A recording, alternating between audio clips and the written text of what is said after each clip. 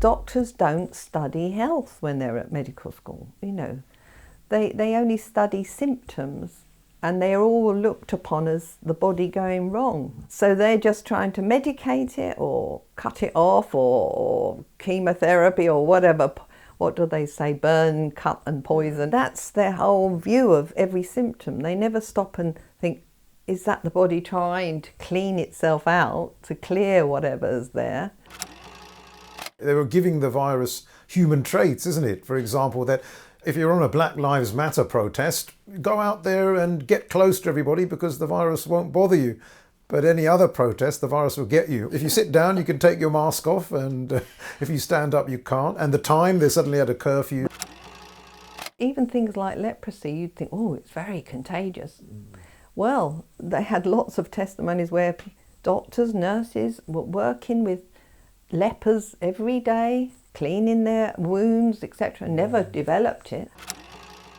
We're in 2024 and everyone thinks, oh, things have calmed down now. There's not really anything going on. COVID's over. But I was just reading about the case of a 33-year-old man with Down syndrome, known as Adam, and 5 times the state apparatus, the individuals have tried to lace that boy's drink with sedatives so that they could jab him. And this is based on some guidance.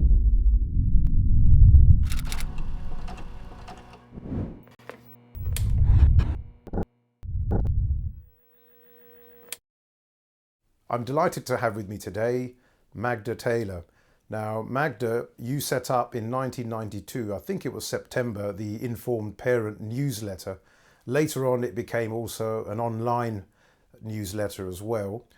Initially, it was a hard copy publication. And this fantastic work that you've been doing for, wow, over 30 years, this is really to raise awareness of the importance of preserving informed consent around vaccinations, the various vaccinations that are on the schedule and beyond.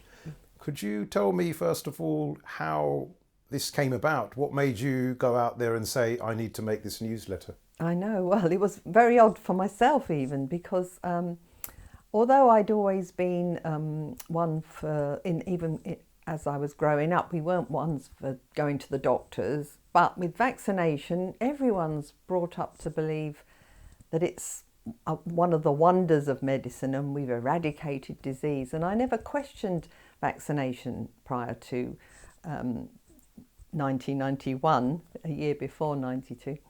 But it was a time when my second daughter was due for a vaccine in September 91, and I happened to read an article. It was featured in the London Evening Standard. They had a sort of once a week journal, ES magazine or something. I was just flicking through it and I suddenly opened up to Vaccination, the Hidden Facts, and I thought, well, that's a strange title. What do they mean? I didn't know anything was hidden. It was only 2 pages, and but it really grabbed my attention like nothing else has ever done in my life, actually. I just felt these alarm bells going off inside. And it talked about, obviously, different aspects. It was talking about decline in disease due to all the improvements, sanitation and clean water, etc. It also talked about the unnatural entry into the body, and it touched also on the vaccine damage, etc. There was many sort of angles that it was raising. And at the end of the article, it just simply said, send an SAE, stamped address envelope, to get a suggested reading list, because there was no internet. So I did. And also I started talking about it to other friends, and most friends would just say, oh no, it must be, vaccines are fine, they wouldn't do it if I wouldn't think it's anything worth pursuing. But I just had this strong need to, and I got the list through, and there was about probably 10 or 12 titles, and mostly the ones you wouldn't just buy in a bookshop. So they were specialists. Quite a few were from the US, written by doctors sometimes, and scientists or these kind of people, academics. So I started to send off for them. I mean, I ordered one, then I ordered another, and I actually worked my way through the list because I was never one for just reading something and believing it. I always like to try and find out all the background story. So with over that following year, I brought the subject up where I could, talk to people, then someone would tell you, oh, I know somebody who questions it, or I know a doctor who questions vaccination. And I started networking, and then I got in touch, well, two mothers got in touch with me initially who'd had home births, independent midwives, and during their pregnancy, their midwives had actually encouraged them to study the subject. So they hadn't had their babies vaccinated. And then we met up with another lady who was, she'd been a health journalist for many years, and she had her daughters later in her early 40s, and neither of those were vaccinated either, due to her sort of background. And I was the only one who'd started on the path of vaccination. So I'd got two daughters by then, and the first one had had all the recommended, because I didn't even think to question it.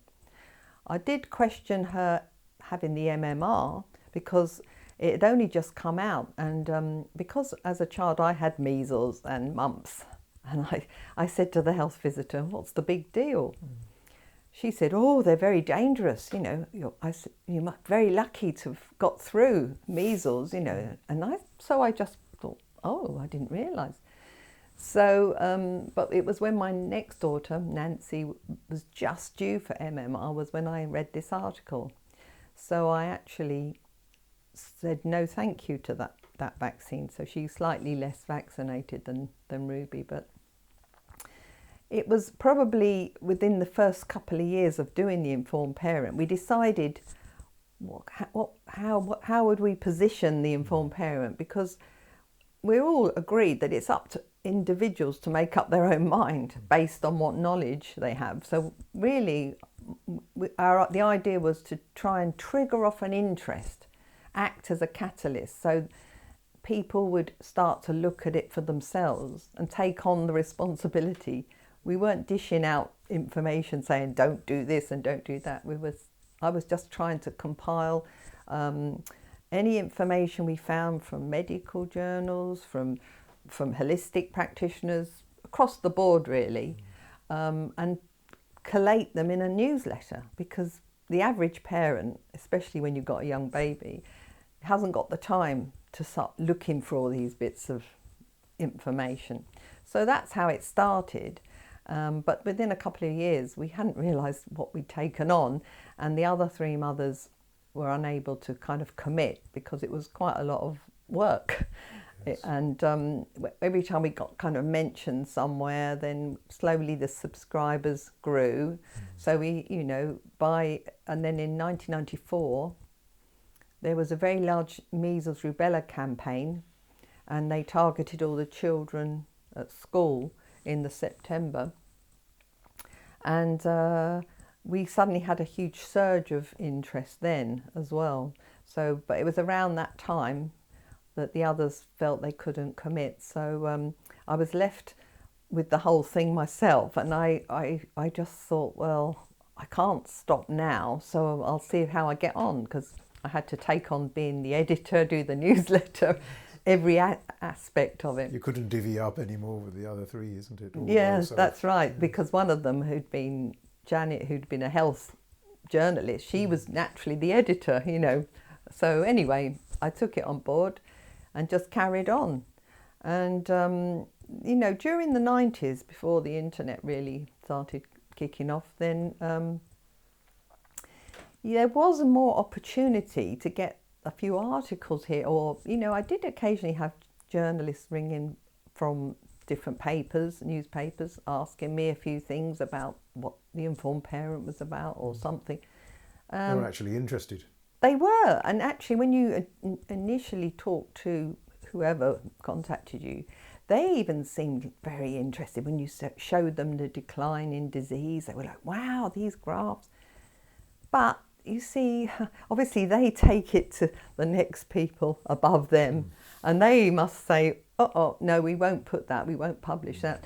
So I was very naive then, because I actually just thought, oh, once people realise about these things, then it will stop, because we've taken the wrong path in medicine. It was in the Evening Standard after all, which is a mainstream publication. Well, so. I mean, now they wouldn't publish anything like that. In fact, I heard, I did make contact with the author of the article back then, and he said that they came under enormous attack after they published it. Even then. Because, you know, it was like, how did that get put in there? Because obviously I wasn't the only person who read it. You often found in the 90s, if there was some kind of article that got through the net and was published, then they usually would put something the next week or the week after that would be trying to draw everyone's attention to the official narrative again. So it was very, you know, it was hard to get things out, but it was nowhere near like now. The censorship, I've watched it grow and grow and grow. So, you know, and BBC used to have interesting discussions, debates, You and Yours, Radio 4, you know, Women's Hour, some of the breakfast programmes on TV even had that we were able to be, I was invited a few times. It was amazing, really. They weren't treating you like some kind of hostile anti-vaxxer as they do now. It sort of, people would be shocked at how much, it was much freer then, even in the 90s. I just carried on and just kept going, and I'm still here now, 32 years later. But of course, the internet changed things greatly, because more and more people then had access to a lot more information. Yes. And so there has been a decline in numbers, obviously, because of that. So whole proliferation of the media outlets now, isn't it? Yes, I know. So you would have thought, though, I mean, at first glance, you might think, okay, so 2020, we've had the biggest, most historic and egregious acts, I think, ever committed using, medical tyranny, basically. Yes. In our lifetime, possibly since the 19th century, which was the last time they mandated any kind of vaccine. Yes. So you would have thought that there would have been more interest, but like you said, and because of this whole proliferation of the media, that you have so many outlets and so many different people speaking now. Yes. And people also just want to jump to the media and see something, sound bites, visuals, quick clips. I think also sometimes, well, the younger parents are not actually generally used to wanting to read a newsletter even. It's like the attention of span is seems to, not for everyone, but a lot, just say, even if you show them a paragraph, they say, oh, I haven't got time to read that, So there's not such a demand. They want these kind of short vids or podcast or Instagram or TikTok or something that only lasts a few minutes. But then they're just depending on that information, Whereas with the newsletter, I always used to, whatever articles I found, I would always reference them so that the reader can go and follow that up. Because with everything, it's always better if you can go back to the original source. Yes. And like I say, without the before the internet, I mean, literally, I occasionally went up to one of the medical libraries in London, the College of Tropical Disease, Hygiene and Tropical Disease. Yes, Russell Square. Near the British Museum, and they used to allow lay people in there. You could go, and I had my photocopy card, and we used to go. Like I sometimes took. There was one researcher who used to travel from Australia, Dr. Vera Scheibner. She used to come and lecture regularly, and she always said, let's go to the medical library. And we'd spend the whole day there, pulling out articles and just going through different journals, anything we found to do with vaccination, and then photocopy it. And it was an eye-opener, because a lot of things you wouldn't naturally as an individual be aware of, all this old literature, archived medical journals. And I mean, now I know through knowing other doctors now, there's less and less access to all these old articles, because you find online, if you have a reference, you put it in and it says things like abstract unavailable. Okay. They haven't even got the abstract to view. You would think it'd be easier now with everything digitalised, that you would be able to store it so easily. You don't need a building to exactly. to do so, But right? or you might have to pay, $150 or whatever they want just to take one article to have a look at it. And so they're making it harder even for doctors who might wish to sort of delve into it more. So, but 2020, I would have thought it would have been even busier, but actually I found personally it was very quiet for the informed parent, and people were just so frightened by that whole announcement. Many people, even people who questioned some things before, it was a powerful kind of narrative that came out. Yes, never like nothing we've ever seen before. No. It was 24/7. Sure. And very terrorising type of media propaganda, really. Yeah, I mean, I did wonder, even coming up to the end of 2019, because they held a vaccine summit meeting, WHO, and they had various people from all around the world, delegates to speak about the vaccine safety issues, and they also were concerned about the growing questioning. So there was definitely, over the years, I had noticed more and more parents were questioning. It was still a lot less than obviously the majority didn't question, but it was growing, and there were concerns about, even within the health profession, Professor Heidi Larson, who was talking about all the vaccine confidence, she admitted that, even frontline health workers, there were more people questioning vaccines. That's right. Well, I even knew that before all of this, because I remember reading up about it. It was quite a popular consensus that a huge number of medics, nurses, health professionals were not taking the flu jab, that they were even the flu. That's others, right. Yes, I remember it actually one breakfast program. Just before we went into this sort of sofa area with the cameras and everything, the doctor, who was there, the TV doctor at the time, she called over to me, "I don't have the flu jab, I'm healthy." And I said, "But why do you ask all your patients to have it when they come in? But they get paid for all these things as well." Things like the flu jab, I remember there was one, there used to be a journal, Pulse, that went to all the surgeries, and there was something like, no pay, no play. It was like, we're not going to do these extra vaccines unless we get paid. Wow. And of course, years ago, and still have targets for all the surgeries, but years ago they did have to get a high percentage, which has shot up now. I think to get the full bonus, they have to have over 95% uptake, all the children at registered at the surgery. So it's virtually, they're heading for that 100%. They want everyone covered as such. But I mean, as you said about the COVID happening, the COVID story, I would call it.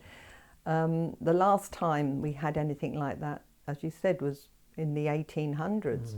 And actually, when I started looking into the history... Which is very important, isn't it, that we do look at history, because sometimes it repeats itself as well, I think. Well, it almost felt like it was a modern-day version. A lot of aspects were so similar. And even the way that the official bodies would behave towards any people questioning it. They weren't called anti-vaxxers then, they're called anti-vaccinists. So it sounded a bit posher.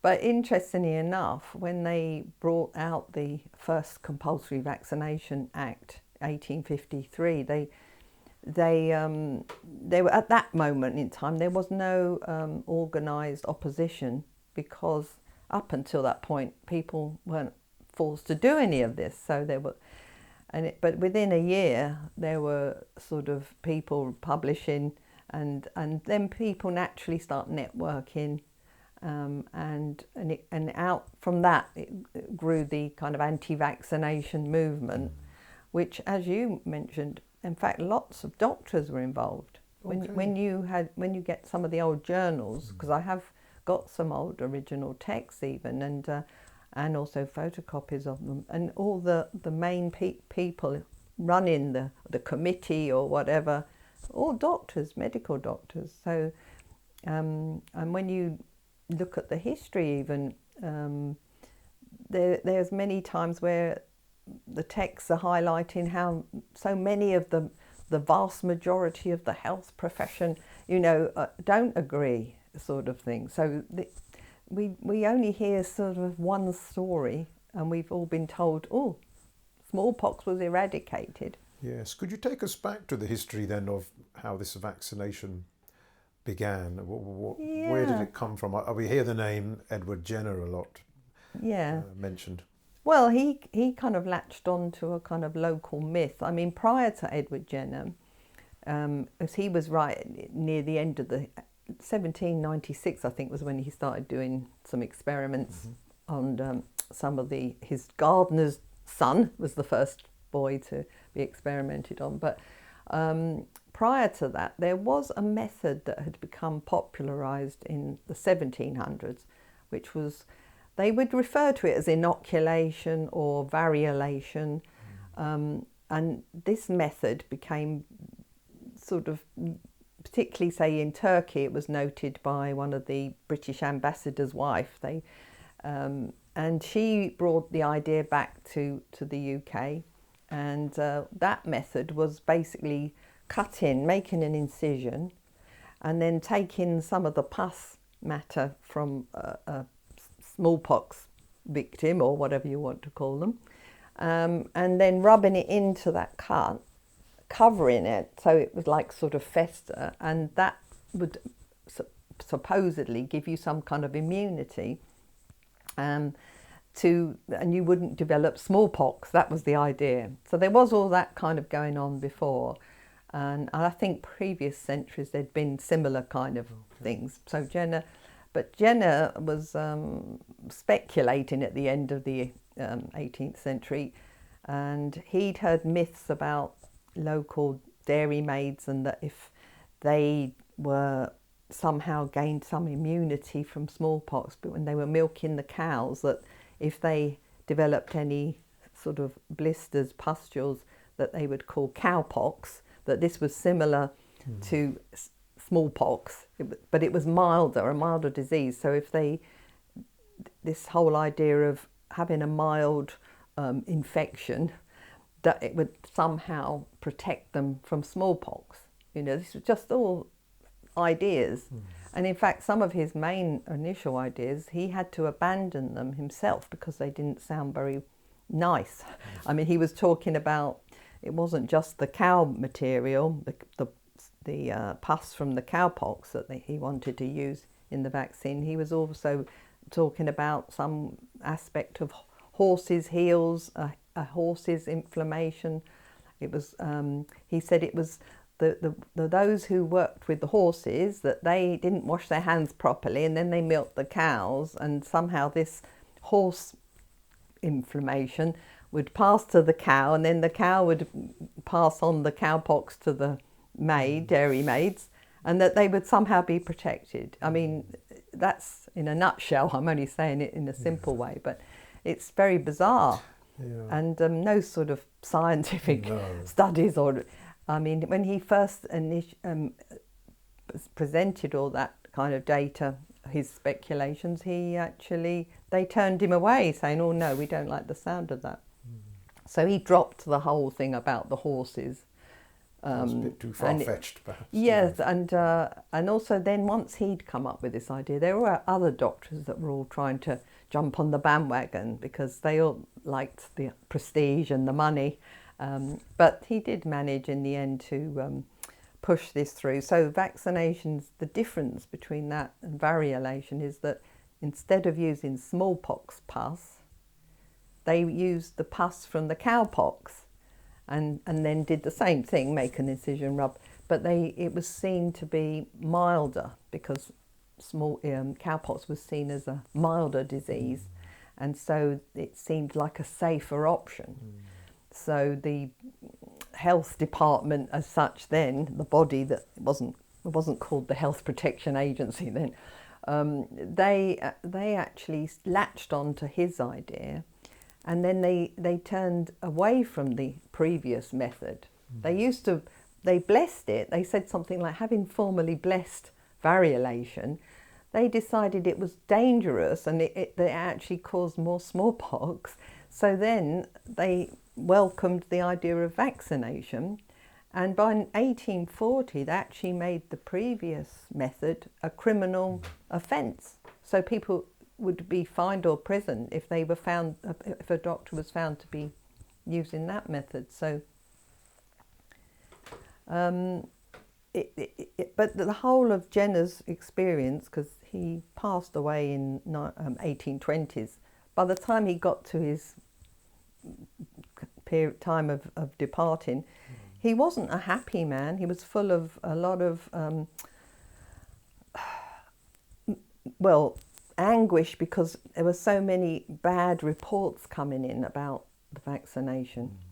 And he came out with lots of excuses. So a lot of modern day excuses after children, suffer injuries or death or whatever. The same sort of excuses happened then as well. They would come out with, oh, you must have made the incision too deep, or, oh, you should have only vaccinated a healthy child, or, oh, you must have used the wrong material. The material must have decayed for too long, or there was always some excuse. Yes. Because there was still many people, or children, it was mostly targeting, then developing smallpox. And they toughened the rules in end of the 1860s, whereby a parent, if they said no to a vaccine for their smallpox vaccination, then they would be fined annually until the child reached 14. So imagine the size of families back then. Yes. 12 children, or a lot of them couldn't afford to even pay fines to say no thank you to all their children being vaccinated. And so then they started to treat them like criminals. So that era, there's particularly in Leicester, there was a huge demonstration. And by that time, there was a lot more of the public questioning it, and thankfully they did right at the end, 1898, so still from 1853 to... A very long period. Yeah, they finally brought in a clause, conscientious objector clause, where a parent could say no, thank you.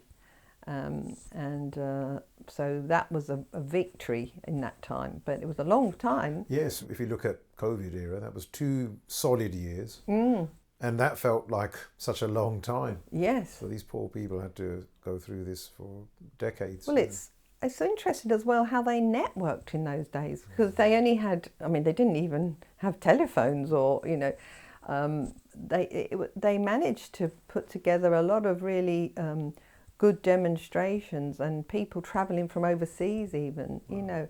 There's some incredible texts, and one of the things I've done on the website is scanned in as many, I've still got more to add, but I've scanned in a lot of the old literature. Some of it's actual original old literature, and others I've found the old books, PDFs of the whole book, and it's really fascinating. There's a lot of evidence there, and scientists, well-known, well-respected scientists who would have previously believed in smallpox vaccine, but when they were asked to study it, for instance, Professor Charles Creighton, I don't know if you've come Yes, I've across come him. across him, yes. Yeah, I mean, he was very well respected, and he was only asked initially, commissioned for the 9th edition of the Encyclopedia Britannica. Yes, Yeah, they wanted him to just do a piece on vaccination. And when he did it and looked into it, and he was coming from a biased position. He actually was pro-vaccine, if you want to call it that. And he came to a completely different conclusion. He said it was something like a grotesque superstition with no sort of solid scientific background, you know, a scientific fraud. And even he inspired another. There was Professor Cruikshank, who was at King's College, bacteriologist, highly respected, and he was so surprised by the findings of Creighton, he looked into it and he also came to the same conclusions. So, you know, I'm only giving you example, but there were plenty of those kind of characters from that era that did actually dare to speak out.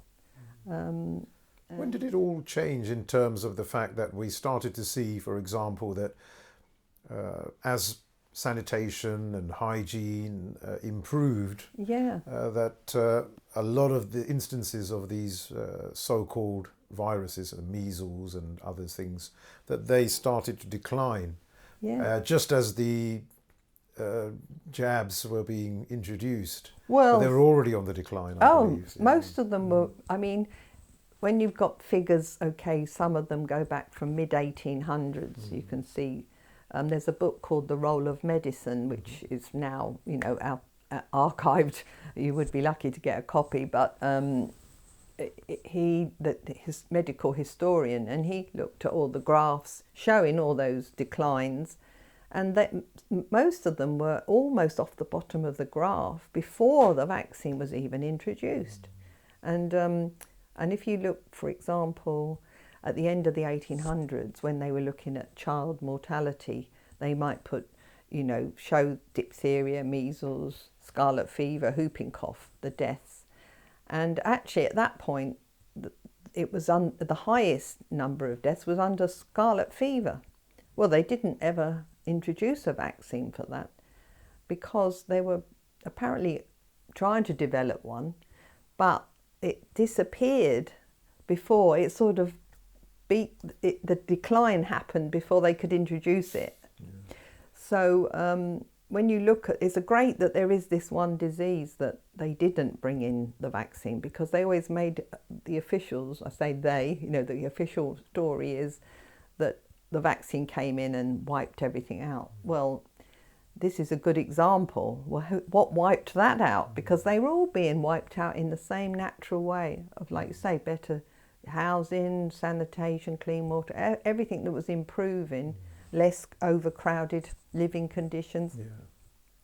So all these things made a huge difference. And then you do get, for instance, like a graph for, say, polio. And some people say, well, look, it just drops down when mid-1950s when they introduced the vaccine.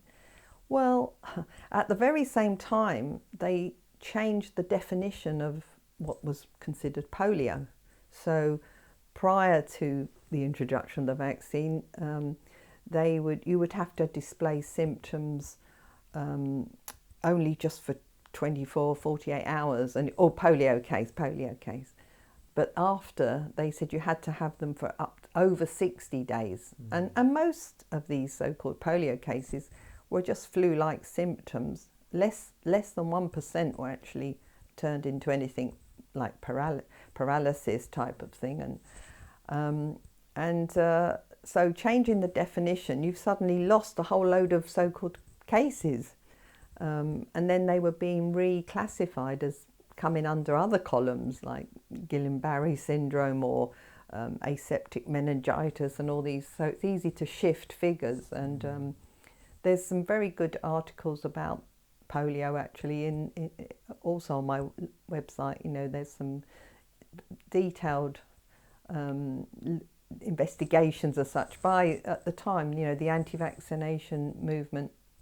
They used to produce very interesting texts, and they would put all these references as well, so you could go to the medical journal and look it up and see where they had got their data from. But there was a lot of shifting of figures then. Not so dissimilar to what's been going on now, isn't it? Well, it's hard because a lot of most childhood acutes they look very similar. Yes.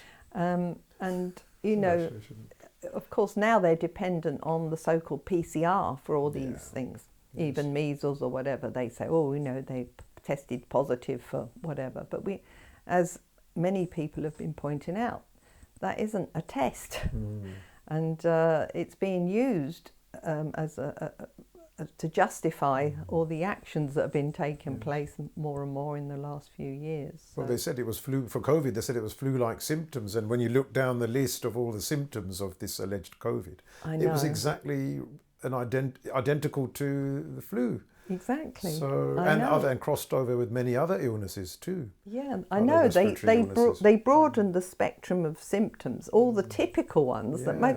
And then I also thought it was convenient that they announced this happening in March 2020, exactly at the time of the spring equinox, which is seasonal detox. We do see peak times for flu, autumn and as we're moving from one season to the next.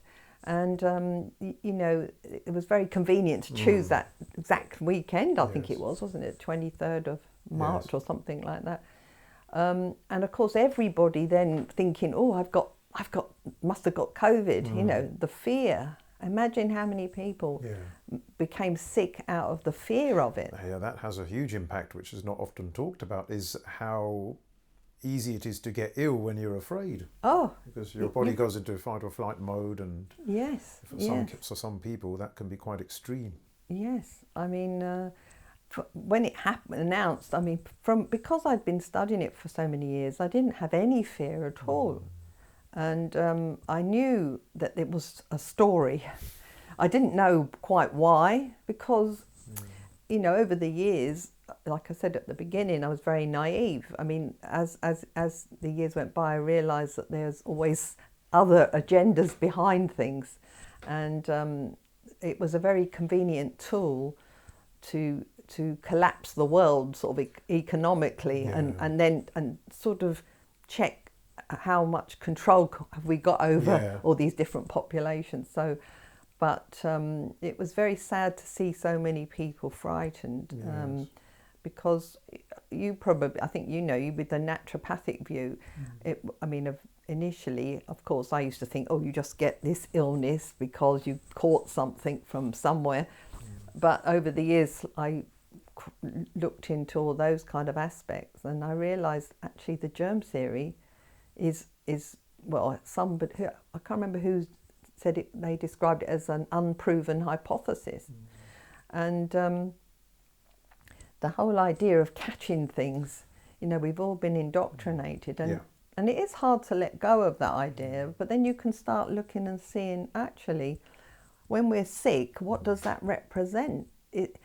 It's actually, from a naturopathic point of view, is your body trying to throw out some rubbish that's either been accumulating for a long time, or it might be out of fear because suddenly everyone tells you, run to the hills, there's a sort of virus coming, or it might be some kind of poisoning that from somewhere, like we don't know, with some EMFs, atmosphere. Well, it could be. Some people are very sensitive to things like that. Others aren't. We've all got our kind of strengths and weaknesses. And there's a great book, I think, Invisible Rainbow, you may have come across. Yeah, I've never read it, but they talk a lot about that. Every time there was this massive pandemic, over the years, that there was some new introduction. Let's say radar suddenly was developed, or now we've. I think it could 5G. be. I don't think it could. It doesn't have to be one thing. No. It could be a mix because with that Spanish flu, whatever they called it, back in the 1919 sort of period. There was also some text writing about all the military smallpox vaccines and other vaccines they started to develop having problems, and so I think a lot of these things, it's different forms of poisoning. Yes. Whether it is actually even, it could even be poisonous words, like we say. If you're amongst people all very negative and Yes. hostile, It it must could be. become very sick. Yes, if someone tells you you've got 6 months to live, I mean, goodness gracious, what will that do to that person? I know, mean, if for you most believe, people. exactly, if you It's very believe negative. them.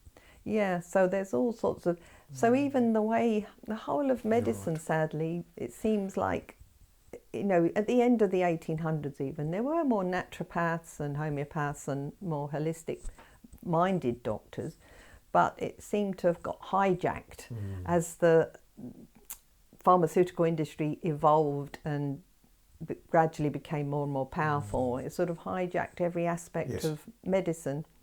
So, doctors, I mean, I did actually put it in, years ago, I used to, not so much now, I haven't done one for ages, but British Medical Journal had on their website rapid response, and any article published, you could actually submit a response to it, and you didn't have to be a doctor. You could just, submit a response to the article, and if they decide to publish it, fine, or if not, they might reject it.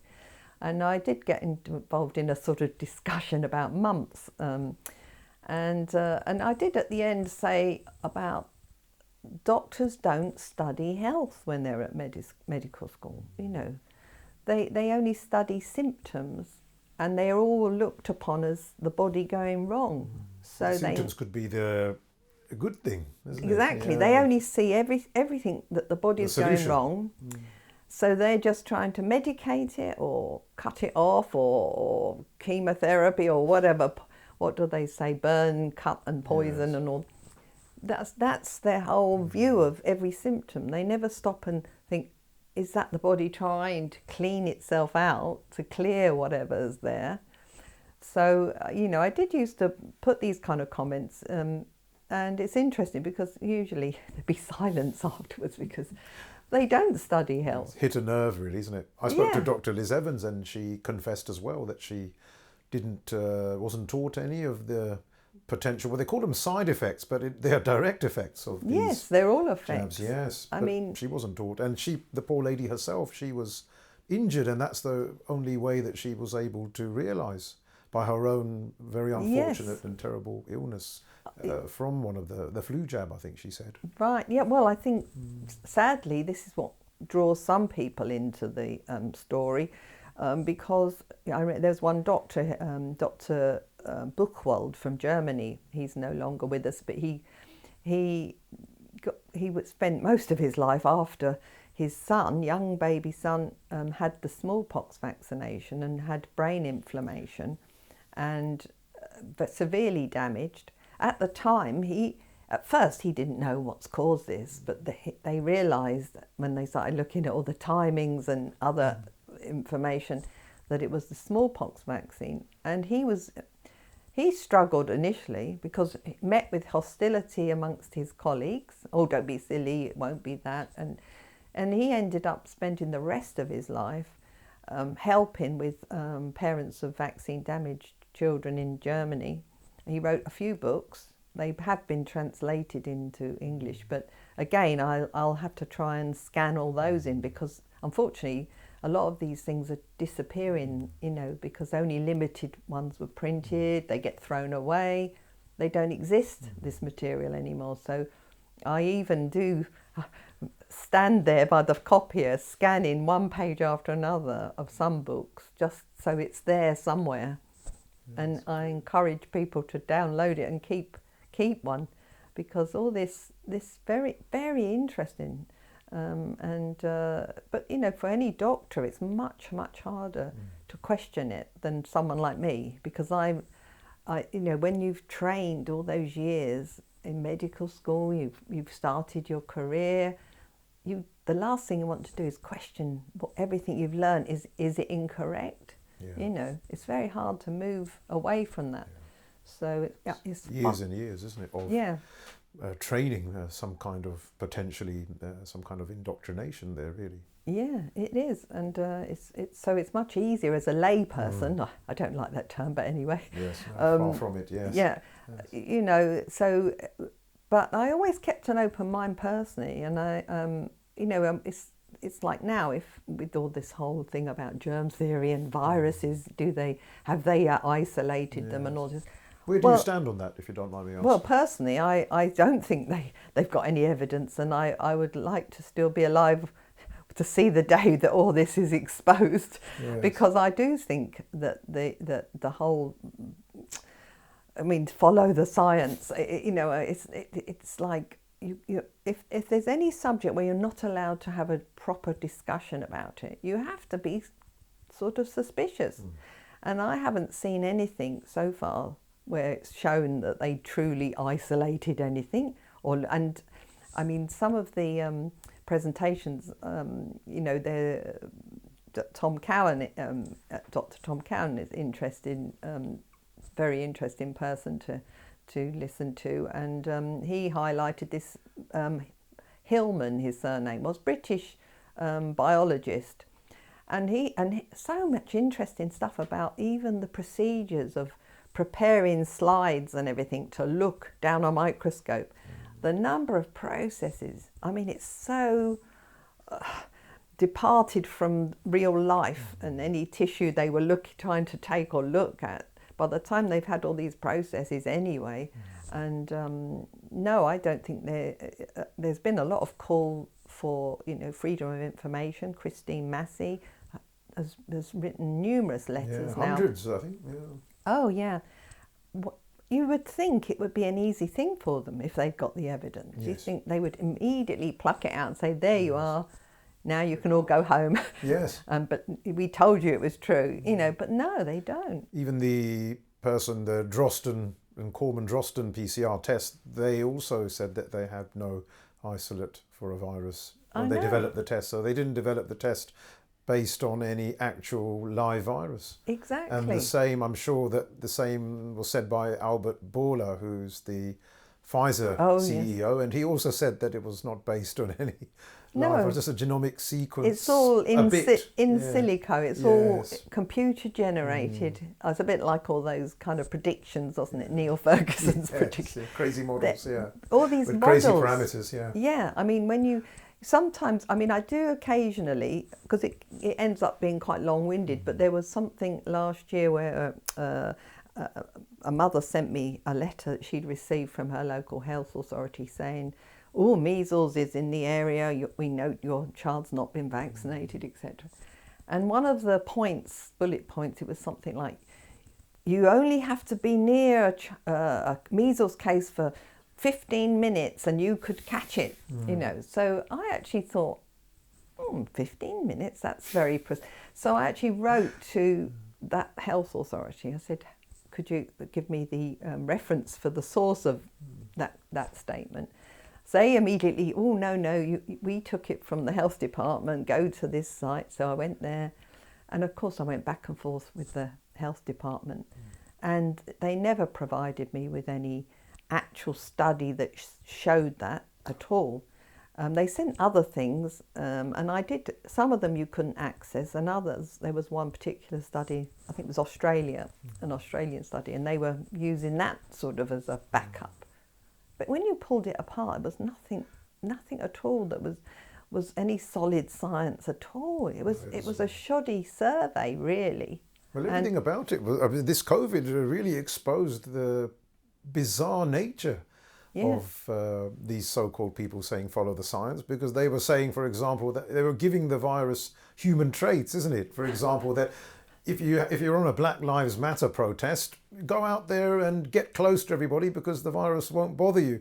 But any other protest, the virus will get you. Or if you stand up, or sit down. If you sit down, you can take your mask off, and if you stand up, you can't. And the time, they suddenly had a curfew as well, so the virus could allegedly tell the time. Well, it does, as we're talking now, because even during that period, I used to sort of say to people, I feel like I'm living in a Monty Python sketch, only it's never ending. It was comedic, to be honest. It was. Sadly, it was also very distressing because so many people were going along with the comedy, and then in that comedy they ended up severely harming themselves. Absolutely. I mean, I don't mind admitting I never wore a mask, and I would just go in. It was sometimes a bit nerve-wracking because, you know, you were the only one. Yes, I know the feeling. And I remember when I went into one bank, they said, "Oh, mask." I said, "No, I'm exempt," because on the website, everyone's exempt if you really read all the different bullet points. So it was never compulsory, really. Mandate was used in the wrong way, because mandate doesn't actually mean that it's compulsory. And they had a whole thing on the government website where they brought all these people with various potential learning difficulties that are not easily always identifiable, and they said you don't even have to show an exemption card of any kind or a lanyard. Even that was not necessary. No. They said you don't have to show anything, the lady said on that video. No, I mean, a lot of, because I think also because I wasn't wearing a mask, you know, and I just behaved normally. You know, sometimes you just talking, and I remember one time I was walking out of a shop and it was very hot that day, and this elderly woman was coming in, and I said to her naturally, "Oh, how can you breathe?" I said, "They're not good for you." And, you know, she, funnily enough, she sort of stopped, she pulled it down, we had a conversation, then she started saying, "Actually, wow, my mother used to study naturopathic, this and that." Next minute, she's popping it into a handbag. You know, I said, because I said, it's not, you don't have to wear it, you know. And I had quite a number of situations like that where they were quite happy to take the mask off. And it's funny how one time I was in a queue to the post office, and the person in front started chatting to me. And she said, "Oh, I've just got off work," and it was in the morning, early in the morning. I said, "Oh, what do you do?" "Oh, I'm ambulance driver or ambulance crew member." And without me saying anything, she just suddenly said, "Oh, I feel so sorry for all these people wearing masks," you know. And then I started thinking, "Oh, that's interesting." So you always have, even people who work within the system, of viewing the whole nonsense of mask wearing. Or, you know, just some of what was going on in the hospitals at that time, because, you know, a lot of concern about using ventilators and things like that.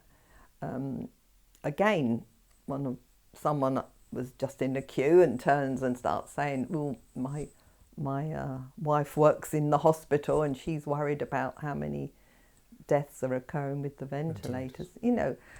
And you didn't even ask them, it's just conversation. But as we were saying earlier about, they try with the whole COVID story, it was very much trying to separate everyone so they don't have any conversations, so you don't learn from each other, you know. So that's been a very strange time, and you know, now it's becoming towards the winter. We've just been through like the autumn equinox. You do get a little flurry of more seasonal colds, coughs, flu. But they've weaponised it, isn't it? Yes. And they've turned it upside down on its head, really. Exactly. And they do it every year, isn't it? That's the trouble. And now with the added trouble of COVID. And then what I've also noticed is, because so many people have been harmed by the jabs, they bring in things like monkeypox. They targeted the gay community particularly, which I think was more likely to do with the jab injuries. And to cover themselves up, they keep targeting other things. So, cancer's on the rise, and people are not making that. And they normalise things, don't they?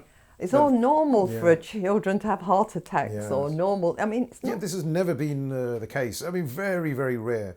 No. Isn't it? But not with young people. You never heard of this. Cancer as well. I didn't hear of people getting very aggressive cancer suddenly and dead in 4 months. Aged 40, I've known so many people who've died. We have been aware of quite a number of these situations. And when I think back, though, when they had the early baby vaccines, when there was only the triple one, DPT, and even then, you know, a lot of babies would develop eczmas around that time, and they normalised that. All babies have eczema in their first year, pretty much, do they? Why is that normal? No, it's not normal. So anything that starts to occur, it becomes normalised. Or look at all especially from the mental side. Yes, it's easy to do that. If nearly everyone is getting jabbed, because let's be honest, most of the babies' parents are taking them to get jabbed because, well, it seems like the right thing to do. It's become a ritualised thing that we all do it.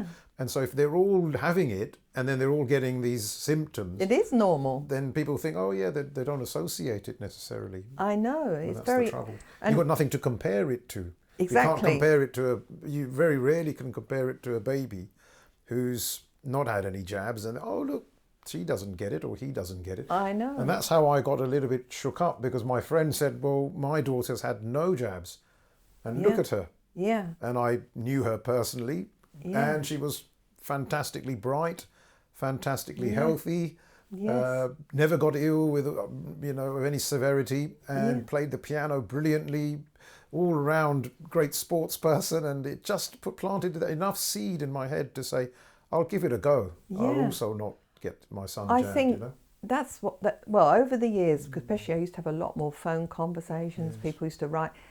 I heard that so many times, even if parents had had, say, 3 or 4 children and the first one was vaccinated and the second was less vaccinated and then the last 2 not, they always said the same thing, that their unvaccinated were far healthier. They had a spark in them, you know, because some people might say in the past, oh, my child's never sick. But when you see the child, there's no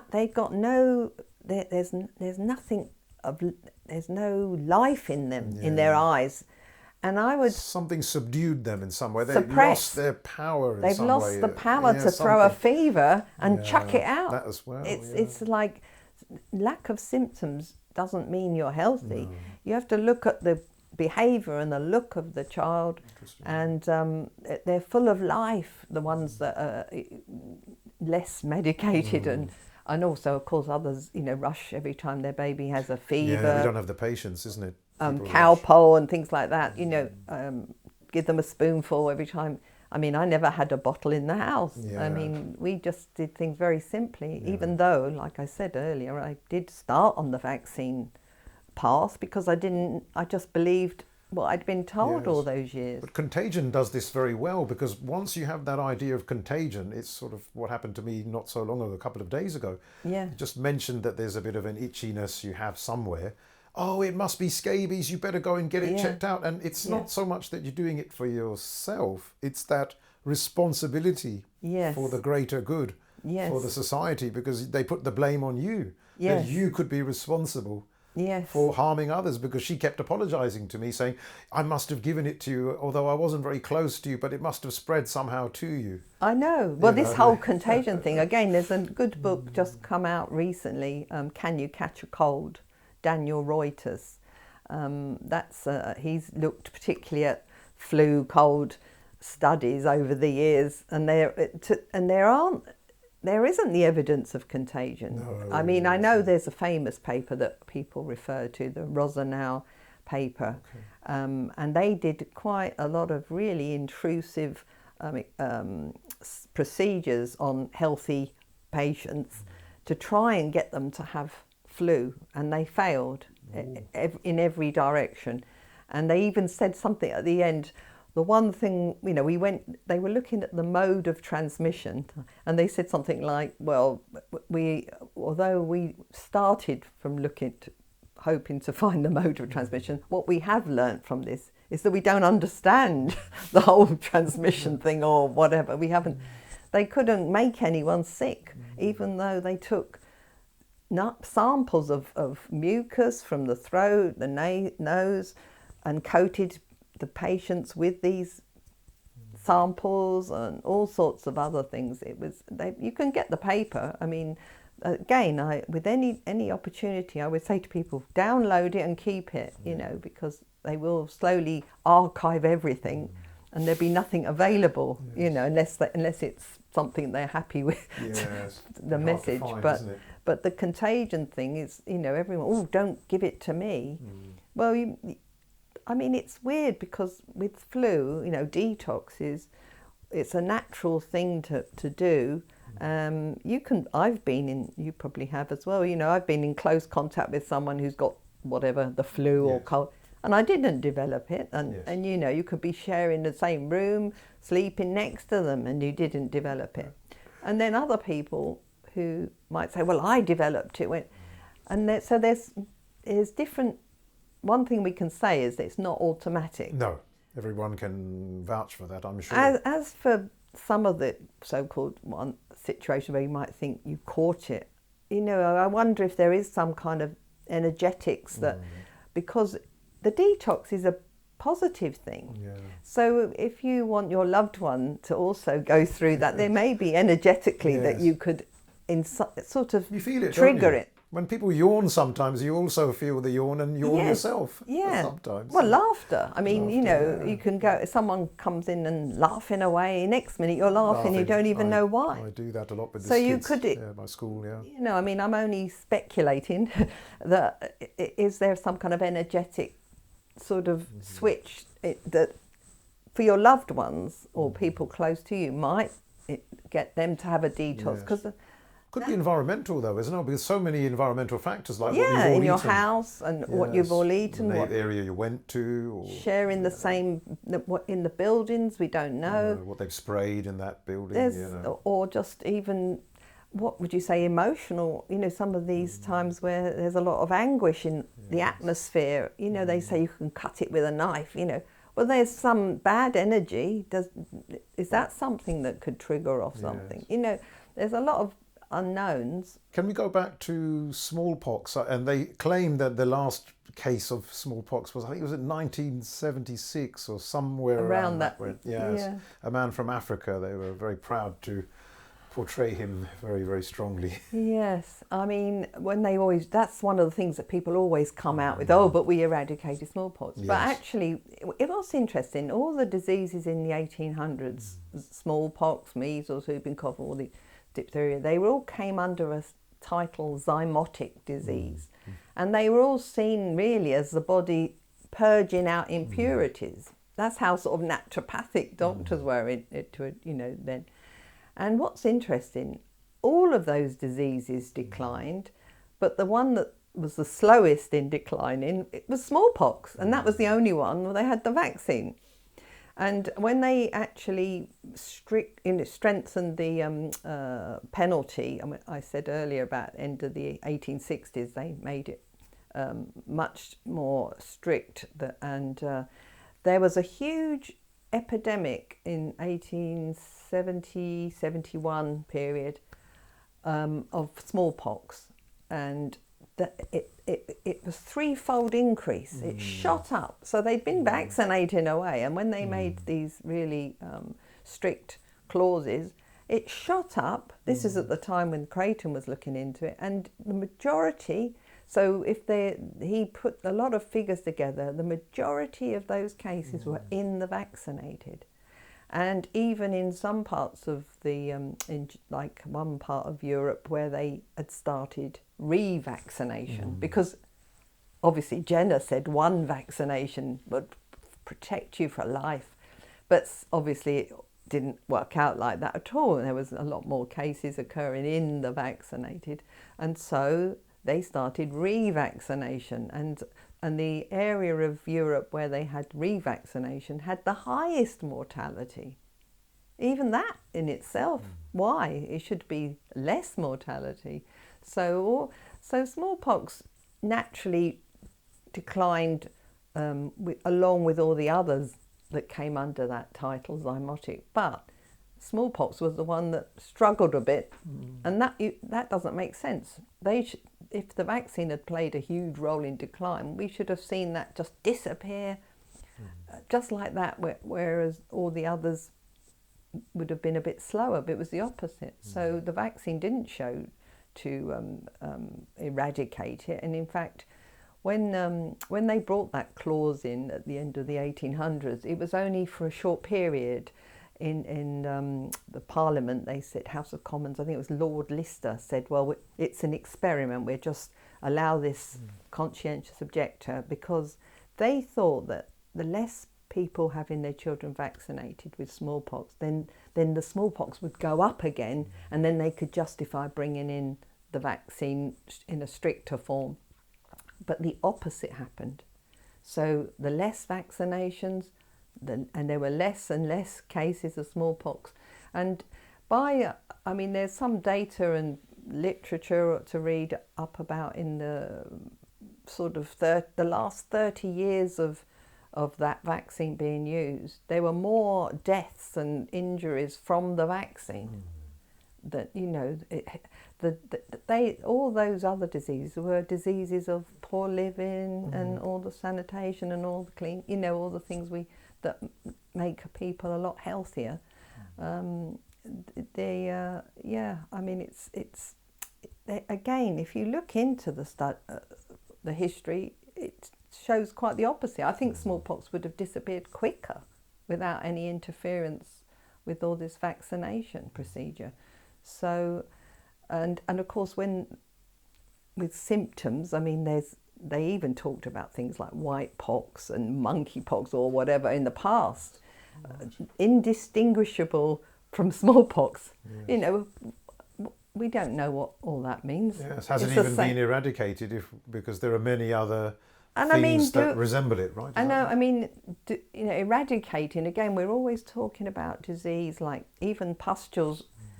That's the body's chucking out rubbish. You don't want it to internalise, you want it to externalise. And if it's the type of thing that's got to come out through pustules or rashes, you don't want that to be prevented, because it will go internal and, you know, things that secondary complications. So again, smallpox or any pox or any of these, the body's throwing rubbish out.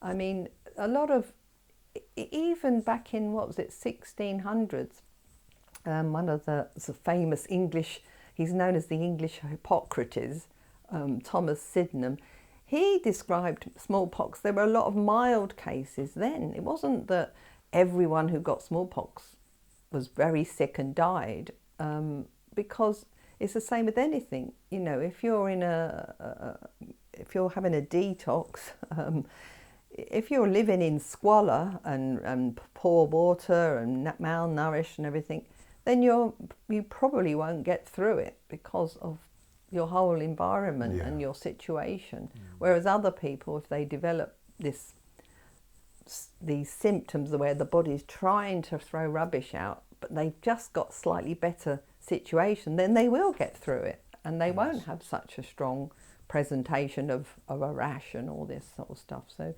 the more how they would think, you know, with all the living conditions of the 1800s, when it was not so good, how did anyone would think that if you cut or inject, they didn't start injecting them, but when they cut and introduced matter, pus from a cowpox, or, you know, how it doesn't even sound like a healthy procedure. Adding something into already... it sounds like poisoning someone. Yes, it does. And I read a really interesting book, although it was quite hard going because it was written in that era, so we speak so differently now.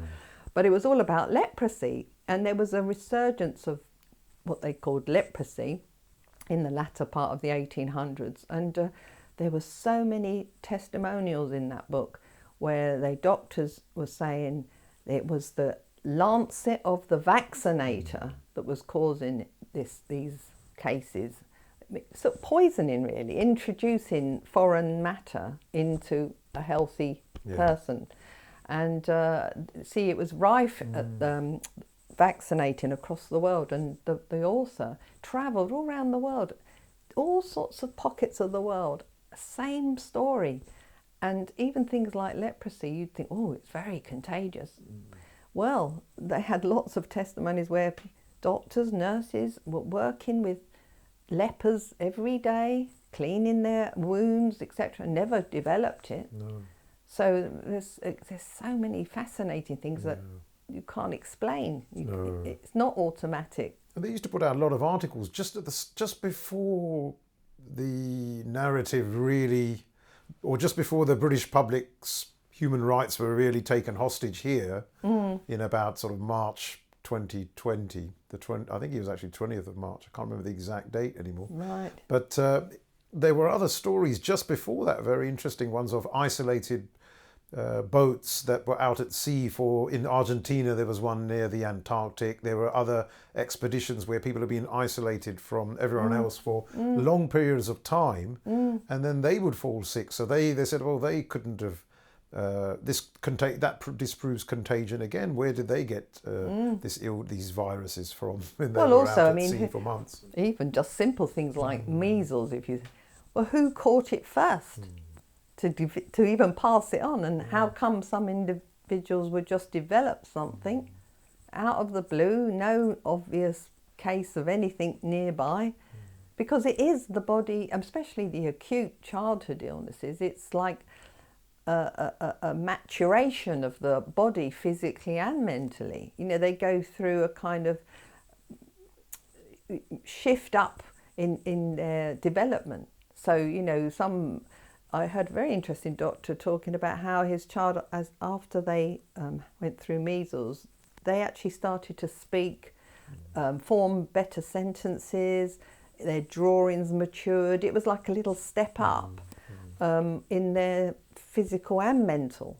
And what's fascinating is all these, what comes under autistic spectrum, it's the opposite that happens when the child received the vaccine and regressed.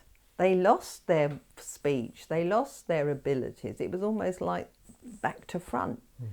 So there's all those kind of aspects, because when you're growing, especially in your childhood, you're going through all sorts of growth spurts, and so rubbish will be chucked out, and that could be measles or chickenpox or mumps or whatever.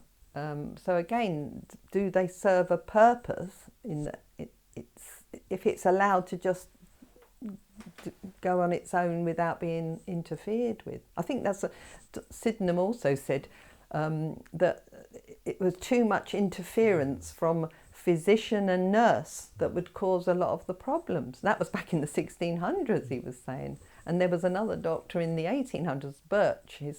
He was talking about very similar things. It was the actual methods of treatment that were causing the problems. That, there was a fire in Blandford in Dorset, and they had to quickly evacuate, and there was a whole load of smallpox victims in the hospital, and they didn't know what to do with them. They didn't like to leave them, and so they took them down by the river and just left them out in the open air. And they thought, well, they'll probably perish because no one's going to be looking after them. And quite the opposite happened, because they were in the fresh air. It was the opposite. They said they were the ones that survived more, because it was allowed to just express itself. So, it all sounds very far-fetched, but very interesting if you start reading that old literature. What do you say, though, to people? I have a lot of debates, because there are a lot of people in this so-called freedom movement who say they certainly are against the COVID vaccinations and many of the measures that were implemented, but they just can't let go of the idea that there is no virus. And when you go there and say, look, this is the way it is, there is no virus, or there are no viruses that are causing contagion whatsoever. But the trouble is, what they say is, we don't need to go there because the measures that were implemented were so horrific anyway. They're still wrong, and we can challenge this without having to go there, without having to go to the point where we say there's no virus. Well, yeah, I find that very odd, because, and I've said that a number of times over recent years, because with anything you investigate, the more you learn, you dig deeper, and it's a natural progression. And really, the germ theory or virus theories and all that, it's a natural progression to look into that. And it's also one of the foundational theories that vaccination rests upon. All this, there's a few you could say, like the germ theory, virus theory, antibody theory, contagion theory. All these are the main herd immunity type theories. Even the word immunity would be redundant, isn't it, if there were... Yes, germ theory. I actually now say to people... It's not true. I think I always transpose the word health. Like, if you have natural immunity, people say, I say, well, what do you mean, natural health? Your health is your whole body. Why do you don't have one system doing this and that, oh, my immune system's down, but the rest of me is fine. You don't. No. It's the health. So every time I see the word immunity or immune, I just think health. And it's very sad that people stop at not looking into the whole background foundational series, because we will be at the mercy in the future of yet another pandemic announced, yet another one. Oh, there's this virus, there's that virus. Oh, be careful, this is happening. Because if you don't get rid of that foundational lie, I would say it just bluntly, we'll be at the mercy of future so-called pandemics, and they'll bring in all sorts of restrictions. And I think to me, it would be a natural thing to look into it. We do need to go down that route. That's the main one. I personally would say forget all the rest and just look at that, because it all falls apart then. Yes. And that's the trouble. I know there's cases, I wanted to touch on this because I think we're in 2024 and everyone thinks, end of 2024, and everyone thinks, oh, things have calmed down now. There's not really anything going on. COVID's over. But I was just reading about the case of, I think he's 33-year-old man with Down syndrome known as Adam. And 5 times the state apparatus, the individuals have tried to lace that boy's drink with sedatives so that they could jab him. And this is based on some guidance from a green book. Yeah. It's horrendous, and he doesn't want to be jabbed because he doesn't like needles. I know that Charles Walker himself was not jabbed because he didn't like needles. But no one forced Charles Walker with sedatives and spiked his drink. But this happened to this boy 5 times. Yeah. And then the people who are defending this boy, they are defending on such weak ground because they're still playing within that paradigm where they're debating on the severity of, that there was this virus ultimately and there was this pandemic. And now we know that maybe, now things are better. And they always use the vaccine as, it's better now because of the vaccines have reduced the severity of it. You can always argue. But if you remove that paradigm of viruses, then the whole thing collapses. But I was astonished for that boy. Yes.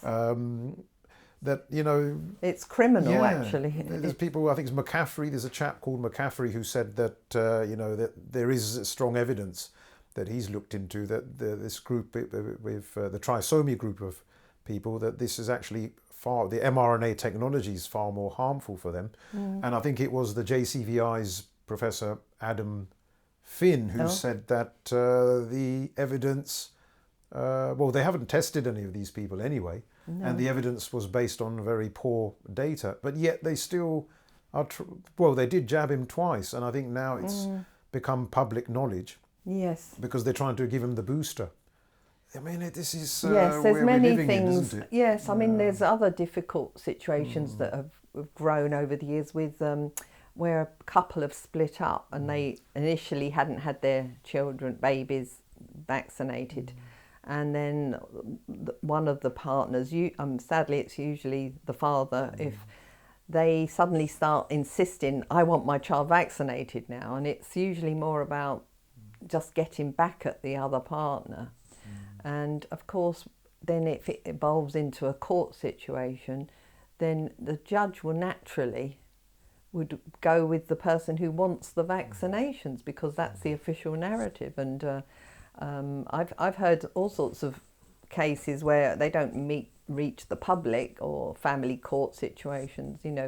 One comes to mind, a mother who, she represented herself in the end, and she had 4 children, all different ages. They're all healthy, but and she did loads of research. And when the judge was summing up, he said he was really impressed with all what she'd looked into. He said, but I can't rule in favour of you because I'm going against the official narrative. And that's how and she said, why not make history?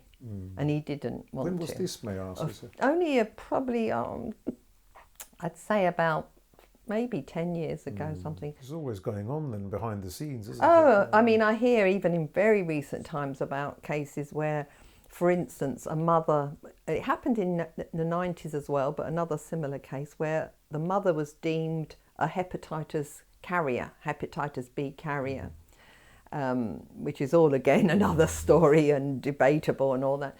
But then they say that the baby, unborn baby, when it's born is going to be at risk of hepatitis, so they want to enforce those vaccines, and they make the babies ward of court even and things like that, and or separate. I know recently a case where they were separating the mother for a number of weeks after the baby was born. It's terrible.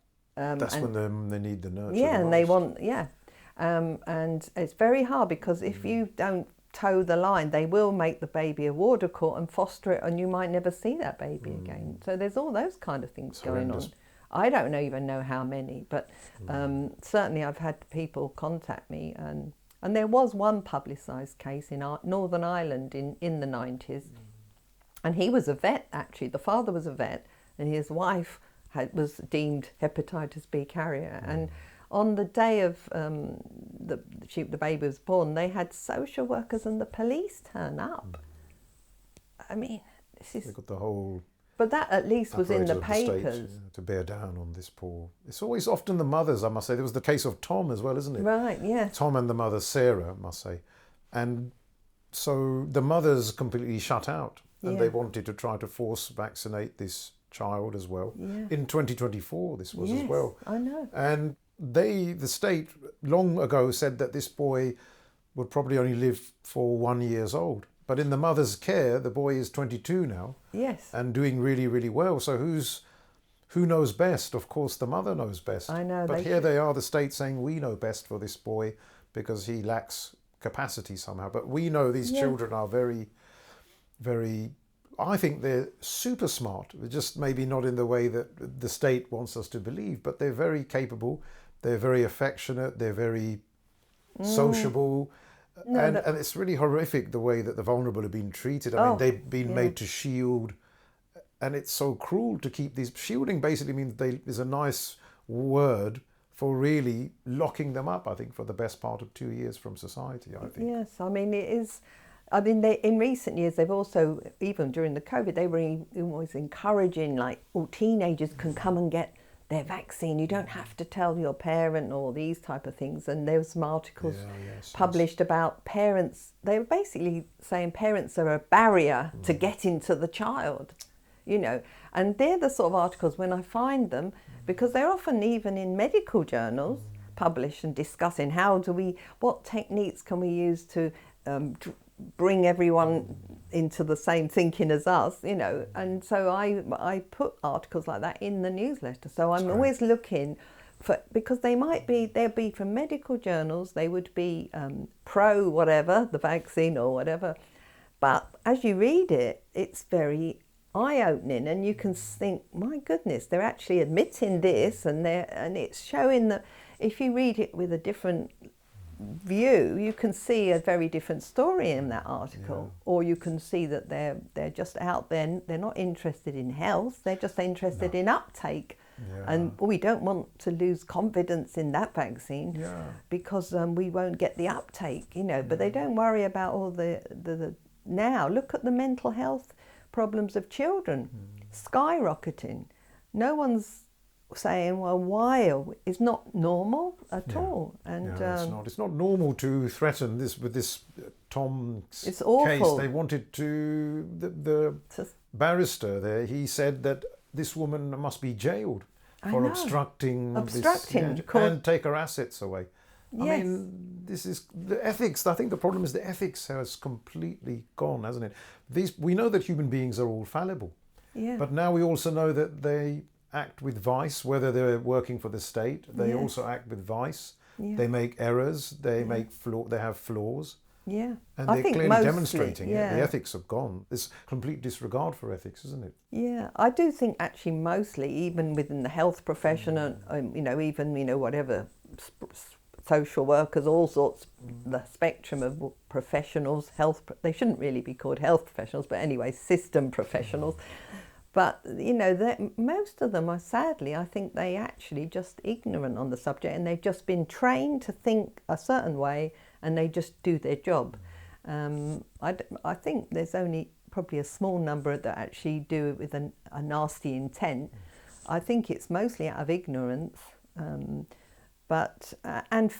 just protecting their jobs and not wanting to rock the boat or anything. But it's like shocking that they can't then see the harm that they could possibly be doing to all these people. Well, you know, years and years ago, when I first questioned it, it was my health visitor, very nice lady. I think she was from Philippines or Thailand, somewhere Southeast Asia. Very sweet. And I started to question the vaccines, obviously, with Nancy. And she sort of, came to visit. Oh, why are you not having... So I said, please, would you read... I said, I've got a little booklet. Would you read it and give me your opinion? Because I thought if I gave her a book, she probably wouldn't read it. So I gave her a little booklet on the subject. She gave it back to me about a week later, and she said, don't show me any more because my job is to promote it. And she never touched the subject again so it must have struck a chord with her. Yes. But she was afraid. Yeah, she was afraid. And I know if other... she looked, she yes. would know, and then she probably couldn't live with that guilt of knowing. Well, and I mean, I've had numerous over the years health visitors who started to question it, started to discuss with their parents, oh, you know, you can look at this, look at that. They were told off greatly, so they either had to leave their job or keep their mouths shut. So, you know, there are some well-meaning people within the system, or as they wait. Oh, well, most of them are well-meaning. Yes, definitely. But, you know, the ones that actually start to question, they do try and open a conversation up about the subject, but it's very difficult. Their job's on the line then. Yes, I spoke to a doctor here, sat here in this room, and he said he just can't do it anymore. He can't try to stop people. No. Or advise them anymore because they also don't listen. No. He's tried to advise people, go and get this checked out because it could be the jab that harmed you. The people don't go and do it. So sometimes he said also the public are not interested. I'm not willing to lose my job anymore for this because people are just not listening to me. Sure. So it's sad. It's a sad state of affairs. They've really captured the public, haven't they, in various ways? They did a very good job the last few years, and I mean you are starting to see a few mask wearers again here and there. Yeah. But I mean, generally though, I feel that You're this optimistic? time, well, in all the years I've been involved in this subject, I've never known of time when there's much more conversation about it, and so, and then I am aware of people who've had some boosters, doses of the latest one. And now they're saying, I'm not having any more, you know, and some have been poorly, or they just don't, they're starting to question.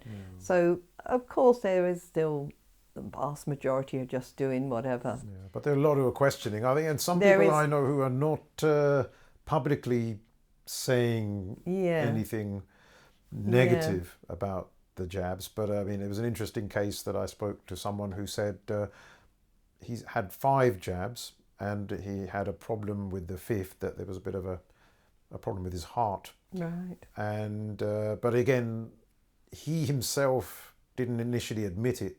His wife told me first. But she also said he's not going to have any more. But when I spoke to him, he said it's better than getting COVID.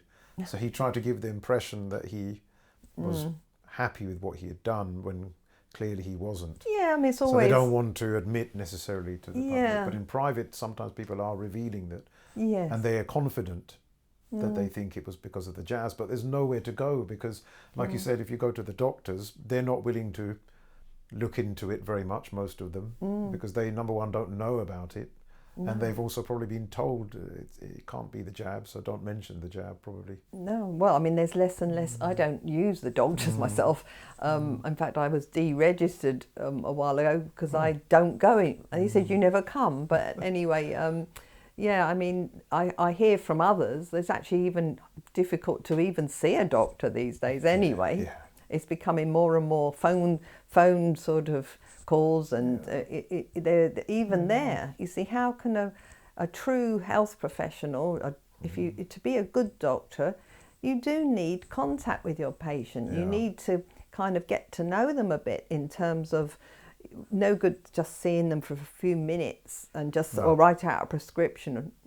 You know, it's like some of the aspects, some of the symptoms might be to do with their job or some other aspect of their life. Yeah, they need a whole holistic approach. Yes. But if you're going to see people, and I think this is the whole nature of this whole society at the moment, everything's geared towards a very short, quick meeting. Do it over Zoom, do it over telephone. Lockdown told us, you know, no meeting more than 6 people, only out for an hour, keep away from other human beings 2 meters apart. Stay in little pens, isn't it? If you're going to a concert, put you in a little pen, like a sheep farm animal. It was the whole thing, and even now, it's all designed to minimize our contact time, as if to sort of desensitize us. So it's far more easier if you don't get to know anyone, you don't see them, you don't start to get too emotional and make it too personal about them, and then it becomes far more easier for some people to just, you know, dish out some sort of harm, really, in the end. I think, really, going back to just the whole vaccine thing and looking into it, you know, I think people should really push to investigate the subject for themselves. That's what it's always been about with the Informed Parent, because some people will just watch a few minutes here and hear something a few minutes there, and they haven't got that depth of knowledge. And then as soon as something's announced, oh, there's some sort of monkeypox or whatever, next minute they're, oh, I'm scared, you know. And so even though they kind of always making their decisions based on fear, so they might think, oh, I'm scared of the vaccine, or now I'm scared of the disease. And, you know, I just say to people, go to the basic foundations, start looking really at the real basic germ. Do germs cause disease? Where's the evidence? Because, and look at health as well. What is health? And like we said earlier, what do these symptoms represent? And you become a much more rounded person in terms of you're not making these decisions out of fear. You're making decisions based on what you've learned and observed, and et cetera, but not just to seize one quick thing and think, oh, I'm not doing it now because that looks dangerous, and then the next minute, oh God, this new virus is coming, now I'm scared. So it's good to keep, you know, keep a nice grounded approach to investigating, and you know, there are lots of wacky stories out there, or something escaped from a lab type of thing.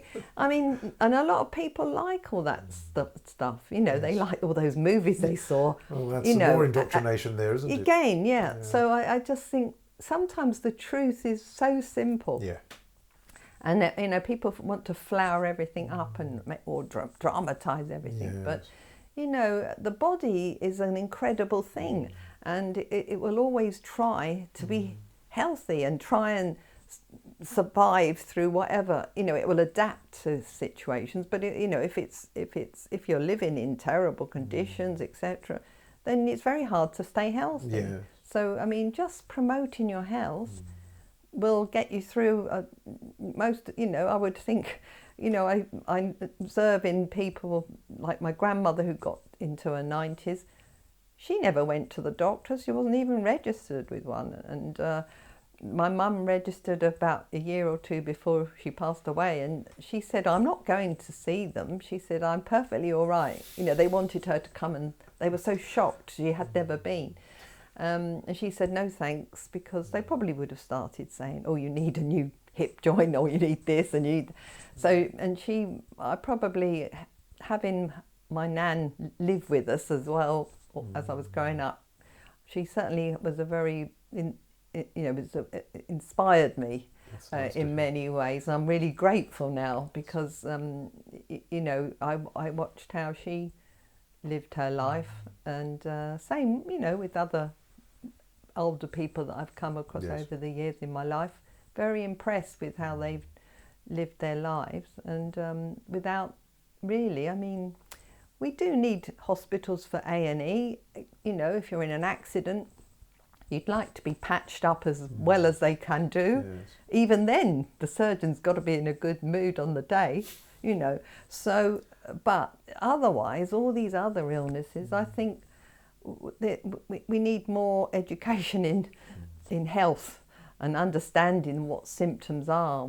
I think we've been going along the wrong path for way too long, and people do. I would really urge everyone, look into what health is and look into the background of all these theories. You don't have to be a scientist, you don't have to have gone to university, you just need strong curiosity and want to. You have to do a bit of reading, yes, but it's worth it because it will give you a lot more confidence in life. You know.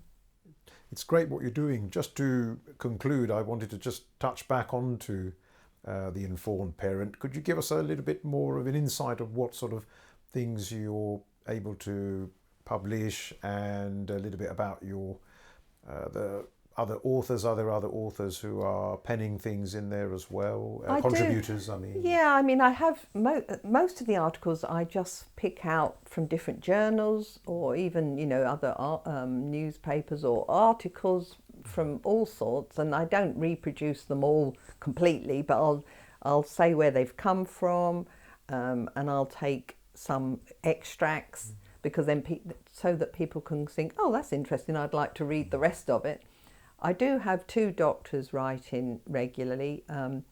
Dr. Jane Donegan, I think you've had her as a guest in the past, and then there's Dr. Patrick Quanton, and it's Quanton, but he's very into energetics, and it's just interesting. But he resigned, I think 2002, as a GP, because he was dissatisfied and disillusioned with what he was seeing, and he didn't like the way you had to keep up writing all these prescriptions all the time. So there are two main contributors.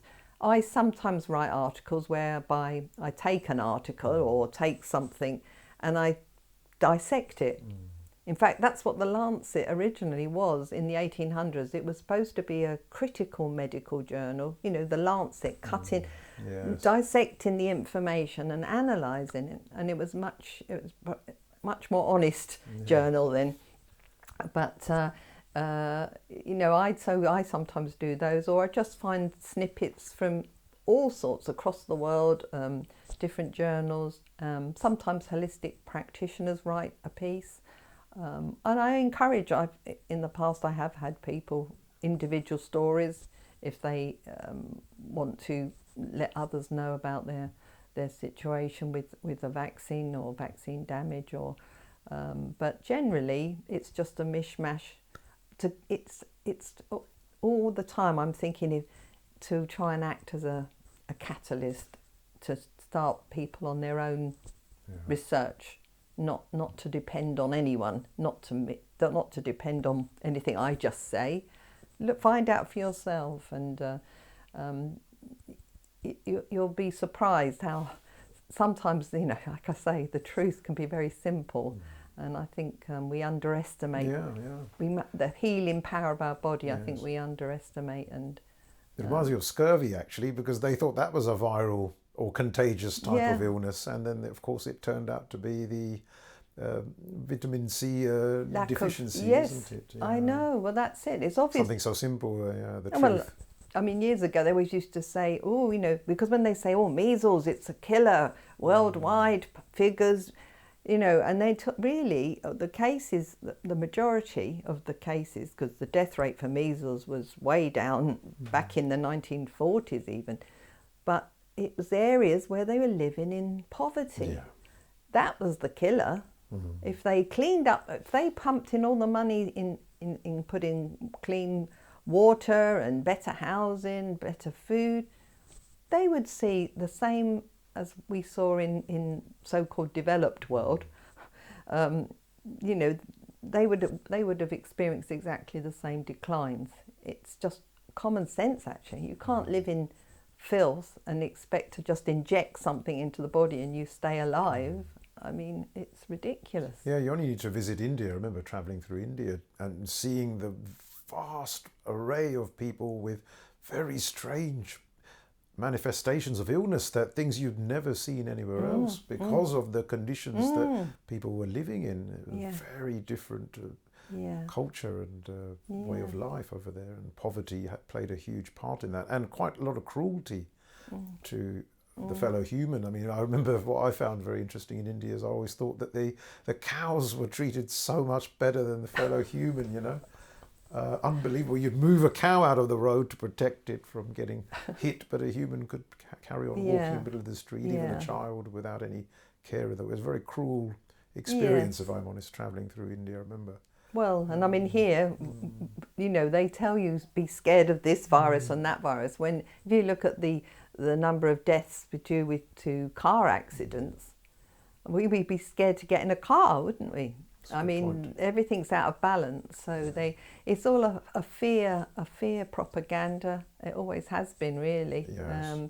People need to step out of that fear and find out for themselves, and you know, take the time to question things, pull them up about things where they say one thing that doesn't make sense. Ask them to explain it better and provide evidence, because I haven't seen much evidence when you do ask, and it's very shoddy evidence, and it doesn't really match up to the word evidence. Yeah. No. Magda, thank you so much. It's been a real pleasure to talk to you. Thank you. And I wish you all the best for The Informed Parent, and I hope it will continue for a very long, long time to come. Yes, thank you, Ash, for having me. And you know, I just say to everyone, make sure you get informed, really. You know, this is it. So, okay. Thank you.